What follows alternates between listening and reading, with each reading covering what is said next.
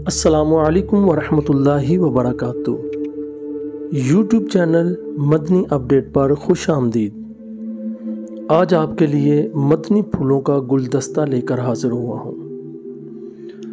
بزرگان دین رحمۃ اللہ تعالیٰ علیہ کے انمول فرامین، جن میں علم و حکمت کے خزانے چھپے ہوتے ہیں، ثواب کی نیت سے انہیں سنیں اور دوسروں کو بھی شیئر کریں۔ حضرت سیدنا وہب بن منبہ رحمۃ اللہ تعالیٰ علیہ ان سے منقول ہے کہ مومن کسی سے ملتا ہے تو حصول علم کے لیے، خاموش رہتا ہے تو سلامتی کے لیے، بولتا ہے تو سمجھانے کے لیے، اور تنہائی اختیار کرتا ہے تو سکون کے لیے۔ حضرت سیدنا میمون بن مہران رحمۃ اللہ تعالیٰ علیہ سے منقول ہے، جو بارگاہ الہی میں اپنا مرتبہ جاننا چاہے، وہ اپنے اعمال کو دیکھے کہ وہ جیسے اعمال کرتا ہے ویسا ہی مرتبہ ہے۔ حضرت سیدنا عون بن عبداللہ رحمۃ اللہ تعالیٰ علیہ آپ نقل فرماتے ہیں، اللہ عز و جل جسے اچھی صورت اور اچھے منصب سے نوازے،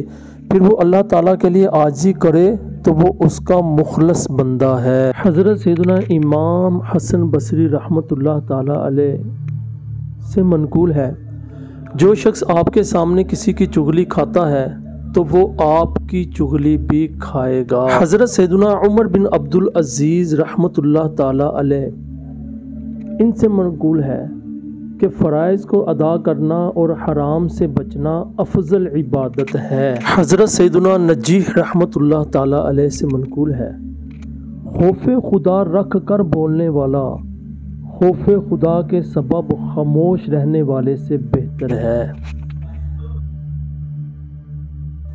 محبت میں اپنی گما یا الہی، نہ پاؤں میں اپنا پتہ یا الہی، رہوں مست و بے خود میں تیری ولا میں، پلا جام ایسا پلا یا الہی، میں بیکار باتوں سے بچ کر ہمیشہ کروں تیری حمد و ثنا یا الہی، میرے اشک بہتے رہیں کاش ہر دم تیرے خوف سے یا خدا یا الہی، تو اپنی ولایت کی خیرات دے دے میرے غوث کا واسطہ یا الہی، میرا ہر عمل بس تیرے واسطے ہو، کر اخلاص ایسا عطا یا الہی، مسلمان ہے عطار تیری عطا سے، ہو ایمان پر خاتمہ یا الہی۔